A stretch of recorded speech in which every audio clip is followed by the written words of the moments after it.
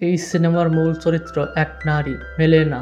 সে ছিল অত্যন্ত সুন্দরী। মেলেনা একটি ছোট শহরে বাস করত এবং সেই শহরের সবচেয়ে সুন্দরী নারী হিসেবে পরিচিত ছিল।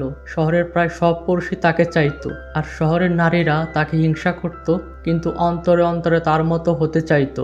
সেই শহরেই রেনাতো নামে এক কিশোর থাকতো, যে বয়সে মেলেনার চেয়ে অনেক ছোট ছিল।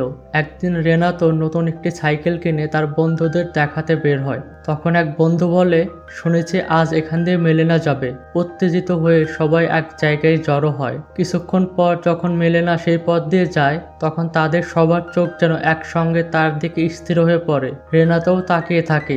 মেলেনা চলে যাওয়ার পর তারা এগিয়ে গিয়ে আবার তাকে দেখতে থাকে। তারা চুপি চুপি তার পিছু নিতে থাকে। মেলেনার বাবা পেশায় একজন শিক্ষক ছিল।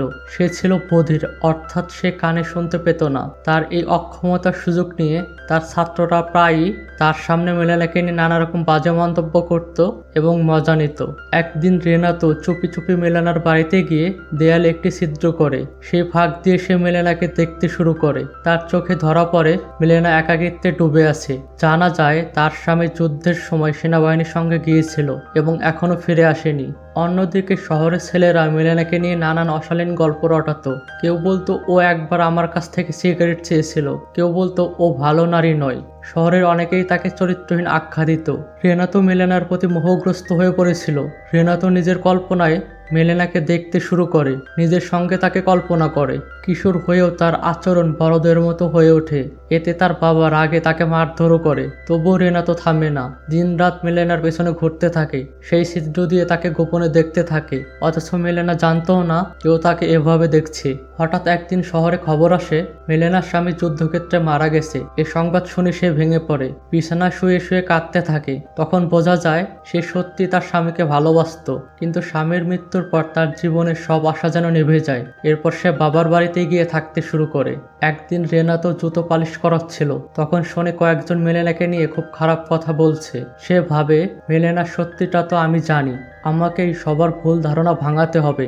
সে মোটেও খারাপ নারী নয়। সে আবার মেলেনাকে লুকিয়ে দেখতে থাকে এবং কল্পনায় তাকে কাছে টেনে নেয়। সে কল্পনায় মেলেনাকে বলে, তুমি চিন্তা করো না, আমি তোমার সঙ্গে আছি, শুধু আমাকে কয়েক বছর দাও যেন আমি বড় হয়ে যাই। এরপর সে চার্চে গিয়ে প্রার্থনা করে, আমি প্রতিদিন এখানে মোমবাতি জ্বালাবো যদি মেলেনা আমার হয়। কিছুদিন পর মেলেনার বাবার কাছে একটি চিঠি আসে। সেখানে লেখা ছিল, তোমার মেয়ের শহরের প্রায় সব পুরুষের সঙ্গে সম্পর্ক রয়েছে, সে ভালো নারী নয়। চিঠি পড়ে সে প্রচণ্ড রেগে যায় এবং মেলেনাকে বাড়ি থেকে বের করে দেয়।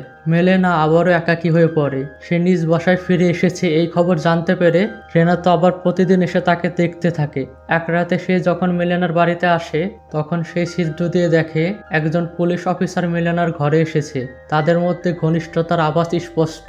এই দৃশ্য দেখে রেনাতোর মন ভেঙে যায়। কিছুক্ষণ পর পুলিশ অফিসারটি যখন মেলেনার বাসা থেকে বের হয়, তখন তার সঙ্গে এক ডাক্তারের দেখা হয়। ডাক্তার রাগান্বিত কণ্ঠে বলে ওঠে, মেলেনা তো আমার ফিয়ান্সে, তুমি ভেতরে কি করছিলে?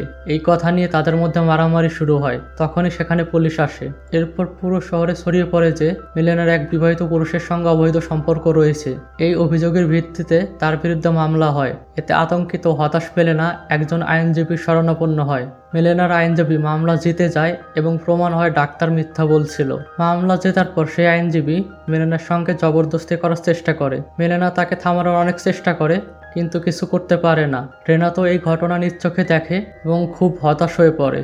কিছুদিন পর দেখা যায় মেলেনার বাবা একটি সফরে গিয়েছিল এবং যাত্রাপথে প্লেন দুর্ঘটনায় তার মৃত্যু হয়। বাবার মৃত্যুর খবর শুনে মেলেনা অনেক ভেঙে পড়ে। এখন আর আপনজন বলতে তার কেউ রইল না। সে সম্পূর্ণ একা হয়ে যায়।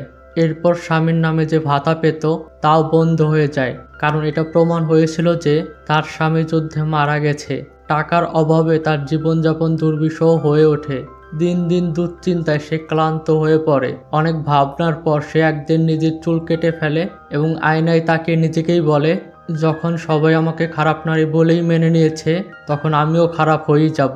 রেনাতো এটা দেখে ভীষণ কষ্ট পায়। সে হতাশায় ডুবে যায়, এমনকি খাওয়া দাওয়া পর্যন্ত বন্ধ করে দেয়। এরপর দেখা যায় মেলেনা সত্যি খারাপ পথে চলে গেছে। শহরের সব পুরুষ তার কাছে যেতে শুরু করে। এতে তাদের স্ত্রীরা ক্ষুব্ধ হয়ে ওঠে। একদিন তারা সবাই মিলে মেলেনাকে অনেক মারধর করে শহর থেকে তাড়িয়ে দেয়। এরপর দেখানো হয় মেলেনার স্বামী ফিরে এসেছে। সে আসলে মারা যায়নি, কেবল কারো দেওয়া ভুল খবরে সবাই তা বিশ্বাস করেছিল। বাড়িতে ফিরে এসে সে দেখে মেলেনা কোথাও নেই। লোকজন তাকে বলে, তোমার স্ত্রী এক খারাপ নারী হয়ে গেছে, সে আর এই শহরে থাকে না। এই কথা শুনে সে হতবাক হয়ে যায়। যখন সত্যতা জানার জন্য তার পুরনো বন্ধুদের কাছে যায়, তারা তাকে অপমান করে, বিদ্রূপ করে, এমনকি চর মেরে ফেলে দেয়। রেনা তো এসব দেখে গভীরভাবে ব্যথিত হয়। সে ভাবে এখনই সময় তার স্বামীকে সত্য জানানোর। এরপর রেনা তো মেলেনার স্বামীকে একটি চিঠি লেখে। মেলেনা মোটেও খারাপ নারী নয়, বরং তাকে জোর করে খারাপ বানানো হয়েছে। শহরের মানুষ তার নামে মিথ্যা গুজব রটিয়েছিল। সেই কষ্টেই সে ভেঙে পড়েছিল। আমি নিজ চোখে দেখেছি কিভাবে তাকে অপমান করা হয়েছে এবং শেষ পর্যন্ত শহর থেকে বের করে দেওয়া হয়েছে। চিঠিটি পড়ে মেলেনার স্বামী গভীরভাবে মর্মাহত হয় এবং স্ত্রীকে খুঁজতে বেরিয়ে পড়ে। এরপর দেখানো হয় মেলেনার স্বামী তাকে নিয়ে শহরে ফিরে আসে। এবারেও লোকজন তাকিয়েছিল, কিন্তু তাদের চোখে আর আগের মতো ঘৃণা বা তিরস্কার ছিল না, কারণ এবার মেলেনার পাশে ছিল তার স্বামী। শহরের লোকেরা আবারও তাদের সম্মান করতে শুরু করে। শেষ দৃশ্যে দেখা যায় রেনা তো শেষবারের মতো মেলেনার সঙ্গে দেখা করে। মেলেনার হাত থেকে কয়েকটি ফল গড়িয়ে পড়ে। রেনা তো তা কুড়িয়ে দেয়। সে বলে, আপনার সামনে সুন্দর একটি জীবন অপেক্ষা করছে। এরপর দুজন দুটি ভিন্ন পথে চলে যায়। শেষ দৃশ্যে রেনা তো দর্শকদের সঙ্গে কথা বলে। সময় কেটে গেছে, আমার জীবনে অনেক নারী এসেছে। তারা আমাকে জিজ্ঞেস করতো আমি কি তাদের মনে রাখবো। আমি বলতাম হ্যাঁ, কিন্তু একজন ছিল যাকে আমি আজও ভুলতে পারিনি, কখনো পারবো না। সে ছিল মেলেনা। এইভাবেই সিনেমাটি শেষ হয়। সিনেমাটা আমাদের দেখায় সমাজে যদি কোনো নারী একা থাকে, লোকজন তার সম্পর্কে নানা ধরনের কথা বানায়। তারা ভাবে না তার হৃদয়ে কি ব্যথা চলছে, তার জীবনে কি যন্ত্রণা আছে। কখনো কাউকে এত বেশি কষ্ট দিও না যেন সে বাধ্য হয়ে খারাপ হয়ে যায়।